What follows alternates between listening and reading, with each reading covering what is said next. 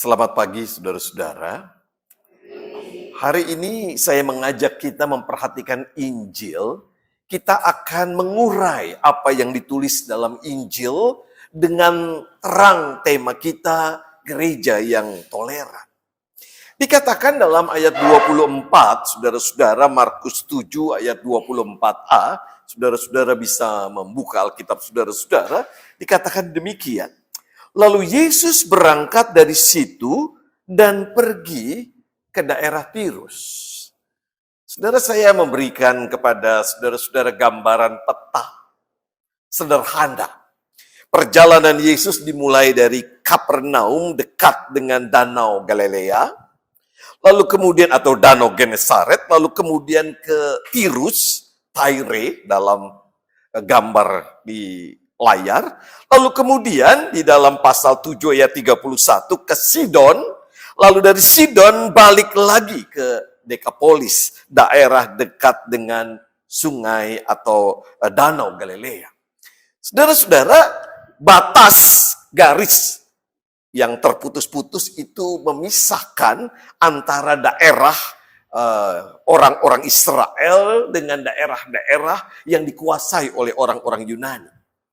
Jadi saudara-saudara, kita bisa melihat di sana Yesus keluar dari daerahnya, masuk ke Tirus yang adalah, kalau pakai bahasa sekarang, daerah kafir, dan saudara-saudara, Yesus berkarya di sana. Jadi inilah peta sederhana dari perjalanan Yesus yang kita baca pada Injil Markus 7. Lalu disebutkan dalam Alkitab, saudara-saudara, kelanjutannya, ayat 24b. Ia masuk ke sebuah rumah. Dalam teks Yunani digunakan kata oikia. Itu artinya home. Beda dengan oikos yang artinya house. Jadi dia masuk ke sebuah rumah dan dikatakan dalam Alkitab tidak ingin seorang pun mengetahuinya, tetapi kedatangannya tidak dapat dirahasiakan. Perhatikan saudara-saudara, ini rumah siapa? Tidak disebutkan dalam Alkitab. Tetapi rumah ini berada di daerah dalam tanda kutip kafir.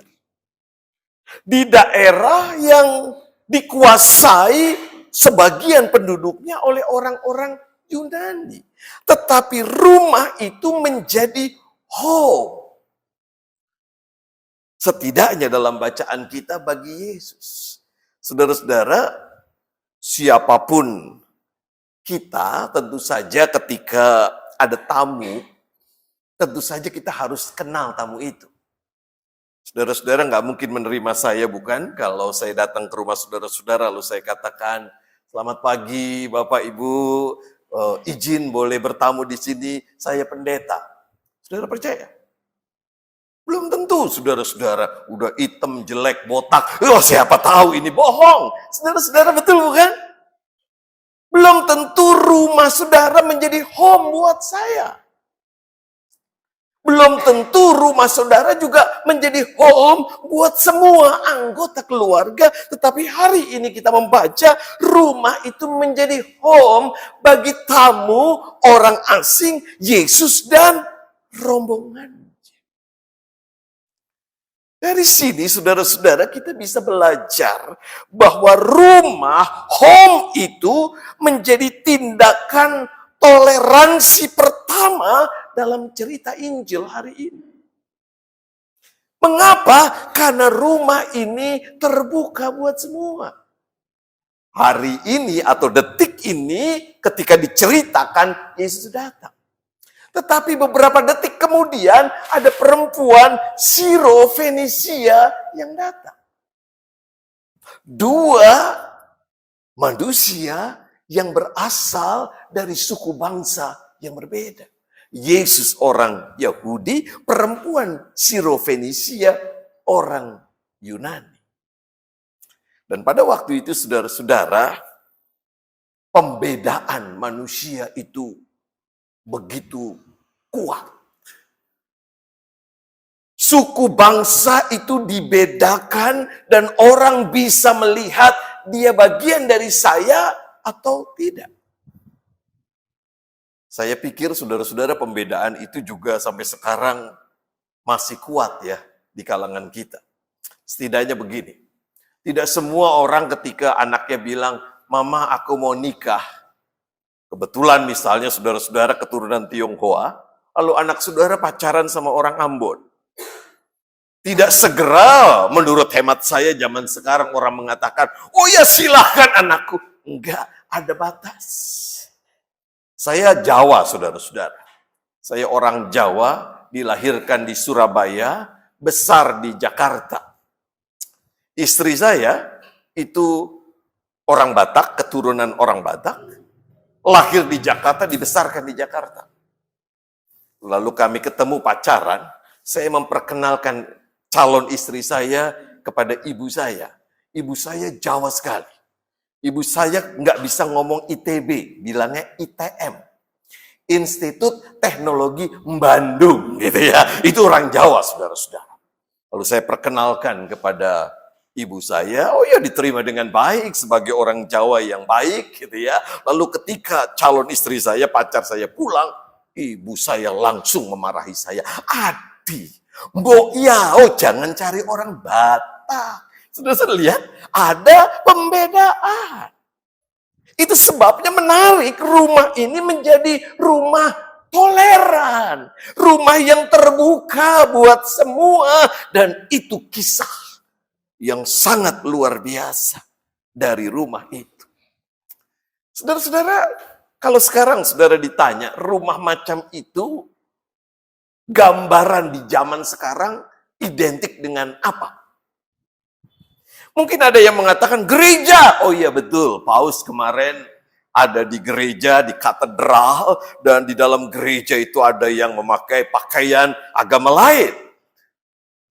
Sebagian besar saudara saya juga Muslim, saudara-saudara. Ketika saya menikah, separuh dari rombongan keluarga saya memakai jilbab. Masuk gereja. Oh iya, gereja adalah tempat yang toleran. Benarkah saudara-saudara? Belum tentu. Kisah ini dicatat oleh Yakobus. Yakobus 2 ayat 2 sampai dengan 3a. Saya bacakan. Ini realitas yang terjadi dan kritik terhadap kehidupan gereja. Sebab, katanya, saudara bisa membaca secara utuh di rumah. Jika seseorang masuk ke dalam kumpulanmu dengan cincin emas dan pakaian indah, dan masuk juga seorang miskin dengan pakaian buruk, dan kamu menghormati yang berpakaian indah itu, dan seterusnya. Jadi dalam surat Yakobus ditunjukkan bahwa gereja ternyata juga nggak toleran. Kalau ada orang yang pakai cincin emas dan pakaian indah, itu identik dengan orang kaya, maka akan dihormati. Duduklah di depan, katanya. Tetapi kalau yang masuk orang miskin, dan tentu saja kita bisa membayangkan dengan pakaian seadanya, compang-camping, maka Alkitab menuturkan, duduk di belakang atau duduk di kakiku, katanya. Surat Yakobus menceritakan bahwa ternyata dalam gereja juga seringkali tindak tidak toleran terjadi. Setidaknya ada diskriminasi kaya dan miskin. Mahatma Gandhi konon pernah mau masuk gereja, saudara-saudara, di Afrika Selatan. Dia belajar banyak tentang kekristenan dan dia sangat kagum dengan khotbah di bukit. Salah satu gerakannya tanpa kekerasan, ahimsa, itu belajar dari khotbah di bukit. Menurut penuturan Mahatma Gandhi. Nah, suatu ketika dia memutuskan, saya mau datang ke gereja. Kebetulan tidak jauh dari tempat kosnya ada gereja dan dia pakai baju yang rapi, masuk gereja, lalu di depan tiba-tiba ada yang menghentikan dia, Asar. Asar itu penerima tamu. Hari ini penerima tamunya botak kayak saya. Ya. Tetapi ini baik yang di sini. Yang di sana, saudara-saudara, penerima tamunya mengatakan, "Stop. Bapak mau kemana?" "Oh, saya baru mau belajar agama Kristen. Dan saya dengar di sini ada gereja, saya mau datang ke sini." Penerima tamu mengatakan, "Mohon maaf Bapak, untuk orang berkulit seperti Bapak, gerejanya di seberang sana. Di sini untuk orang-orang berkulit putih." Semenjak itu Mahatma Gandhi nggak mau datang ke gereja. Ia mengatakan Yesus luar biasa, bukan murid-muridnya, bukan umatnya. Apa artinya saudara-saudara? Tindak tidak toleran terjadi sampai hari ini di banyak gereja. Itu sebabnya cerita ini menurut saya menarik sekali untuk kita kaji lebih dalam. Dilanjutkan dalam Markus pasal 7 ayat 25 sampai dengan 26. Seorang ibu yang anak perempuannya kerasukan roh jahat segera mendengar tentang dia. Lalu datang dan sujud di depan kakinya. Perempuan itu seorang Yunani keturunan Siro Fenisia. Jelas Alkitab menuturkan bahwa dia bukan orang Yahudi, bukan orang yang beragama Yahudi, seorang Yunani keturunan Fenisia. Daerah perbatasan Yahudi dan Yunani. Dan Alkitab mengatakan anaknya kerasukan roh jahat. Saudara-saudara, pada waktu itu semua penyakit identik dengan kuasa jahat. Di tengah ilmu kedokteran yang tidak terlalu bagus, semua sakit apapun itu roh jahat. Lalu di dalam Alkitab dituturkan anaknya kerasukan roh jahat. Saudara bayangkan, kerasukan roh jahat kalau dalam Alkitab seringkali identik dengan orang yang tidak mampu menguasai dirinya. Dalam bahasa sekarang, ODGJ. Orang dengan gangguan jiwa. Apa yang kita lakukan terhadap orang seperti itu? Menjauhi. Kalau saudara-saudara sedang jalan ke mall Mangga 2, tiba-tiba ada orang yang ODGJ, apa yang saudara lakukan? Saudara mendekati lalu mengatakan, Shalom, haleluya. Pada umumnya kita lari menjauh. Jadi saudara bisa bayangkan penderitaan ibu itu, dia mendengar tentang Yesus. Itu berarti ia membuka matanya lebar-lebar. Ia punya informasi yang baik tentang Yesus. Lalu ketika ia datang, ia sadar betul siapa dirinya. Itu sebabnya Alkitab mengatakan sujud di depan kaki Yesus. Ia berlutut, ia tersungkur di depan kaki Yesus. Saudara-saudara, kenapa perempuan itu punya informasi yang baik tentang Yesus? Kita lihat lagi petanya. Sebagai bagian dari kota perbatasan, saudara-saudara, Siro Fenisia itu memiliki kedekatan geografis, historis, dan juga bahasa dengan orang-orang Yahudi. Jadi kalau saudara-saudara pergi ke daerah-daerah perbatasan, maka saudara akan tahu bahwa di daerah perbatasan orang bisa bahasa dari daerah lain. Saya tinggal besar di daerah perbatasan Jakarta Bogor. Maka saya bisa bahasa Sunda kasar orang-orang Bogor pada waktu kecil. Sekarang udah lupa gitu ya. Saudara-saudara lihat baik. Artinya kalau perempuan itu punya informasi yang baik tentang Yesus, bisa dipahami. Karena dia berelasi dengan orang-orang yang dekat dengan Yesus, yaitu orang-orang Yahudi yang mungkin saja ada hubungan perdagangan atau apapun. Tetapi saudara-saudara, hal ini menunjukkan bahwa perempuan itu toleran.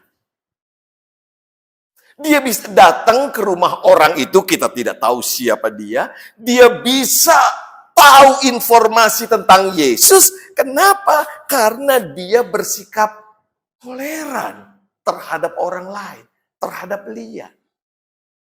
Dia membuka matanya kepada orang lain.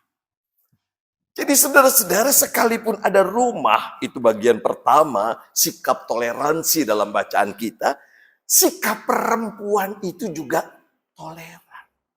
Ia membuka mata hatinya buat orang lain.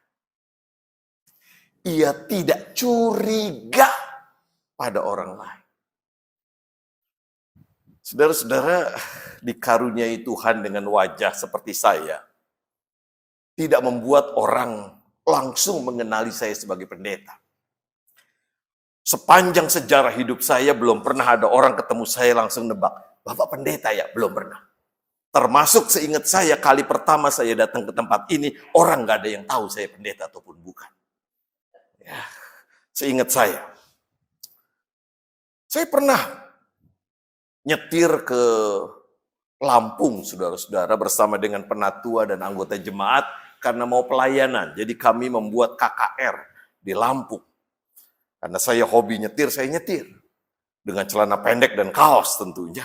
Sampai ke daerah Lampung, penatua saya yang pakai batik disambut luar biasa.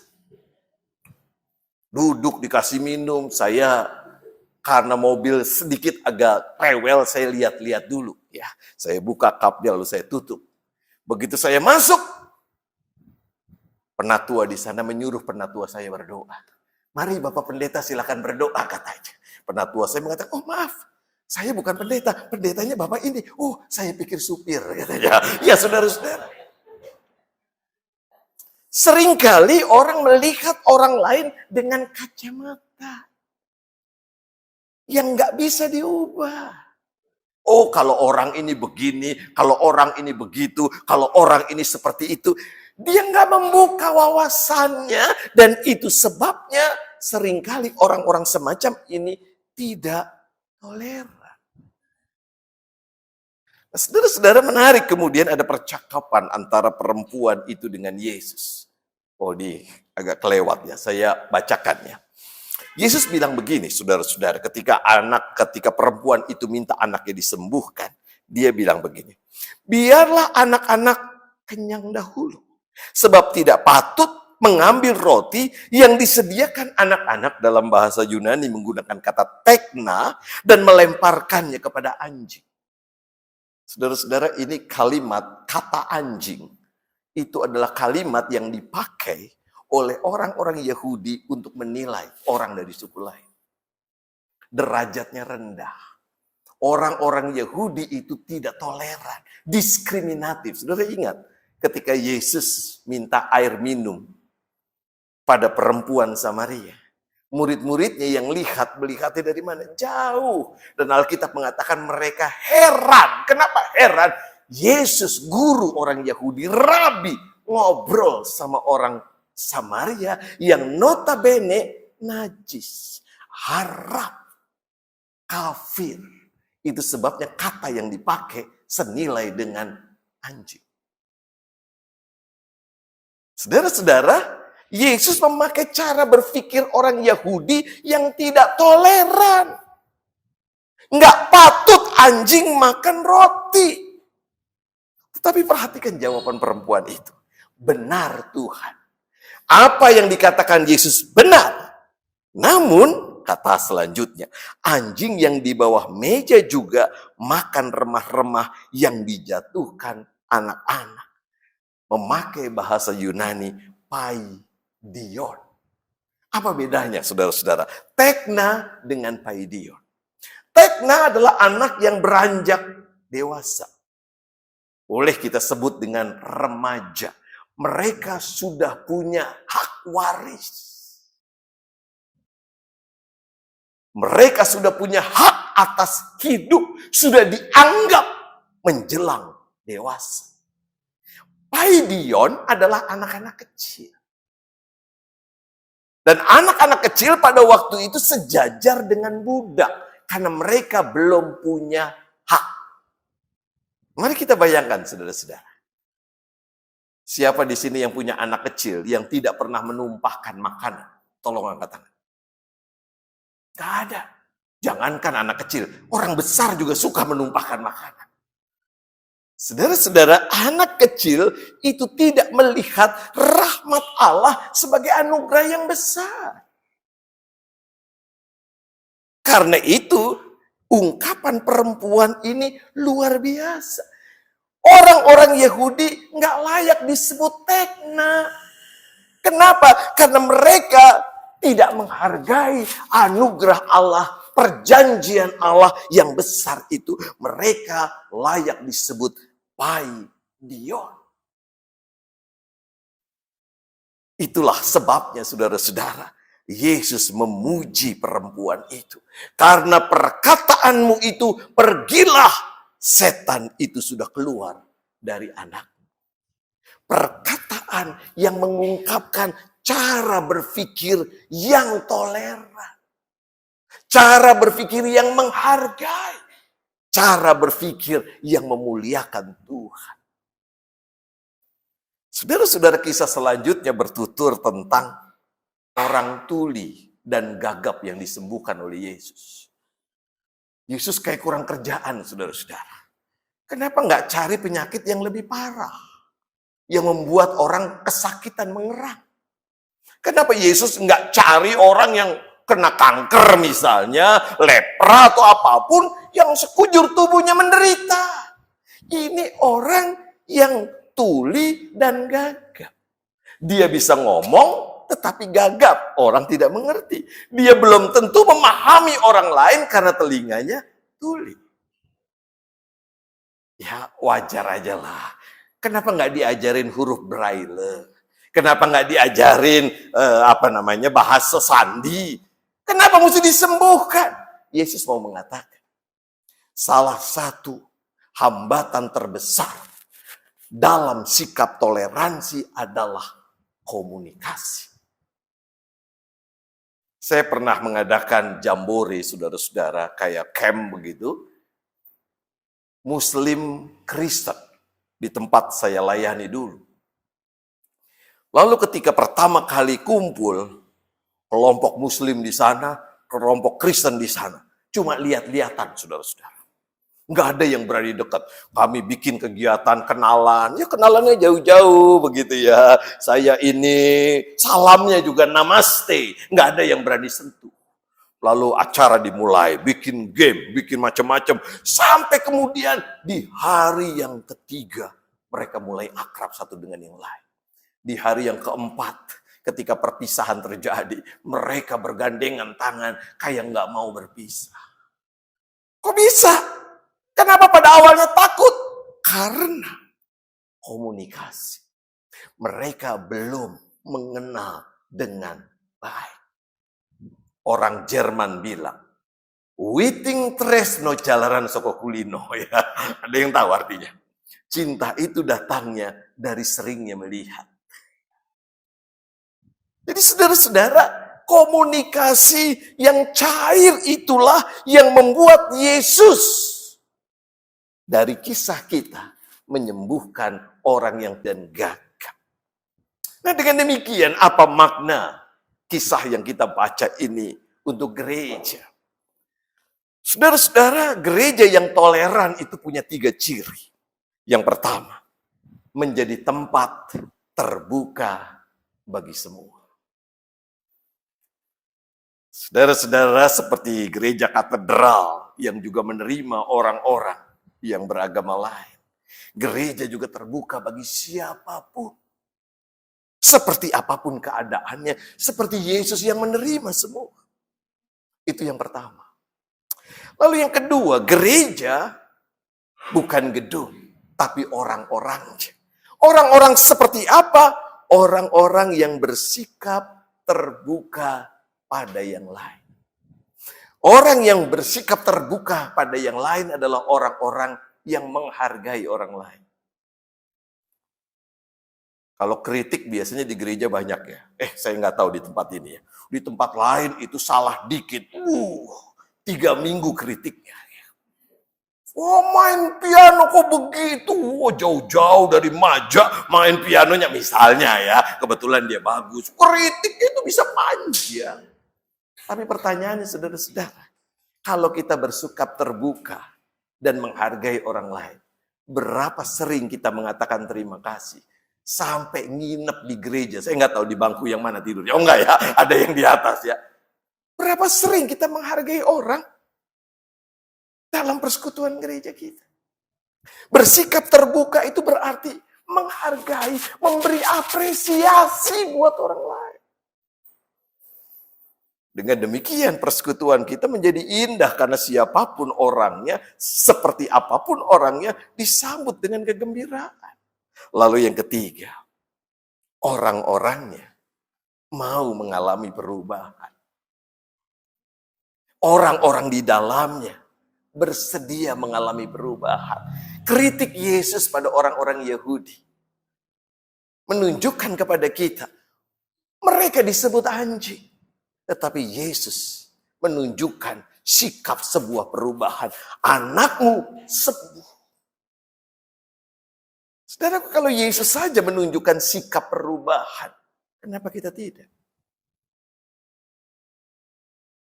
Kalau di antara saudara-saudara, hari ini ada yang nggak omongan ya. Misalnya ya, tadi kan ada salam damai ya. Biasanya saudara salam damai sama yang baik-baik aja kan ya. Pernah nggak saudara-saudara cari musuh saudara ketika salam damai? Oh ini gue kemarin berantem sama dia deh. Salam damai bro. Jarang saudara-saudara. Ayo yuk kita berubah. Kenapa? Karena di tempat ini kemuliaan Allah mestinya dinyatakan. Gereja pada hakikatnya harus toleran. Tuhan mencintai kita semua. Amin.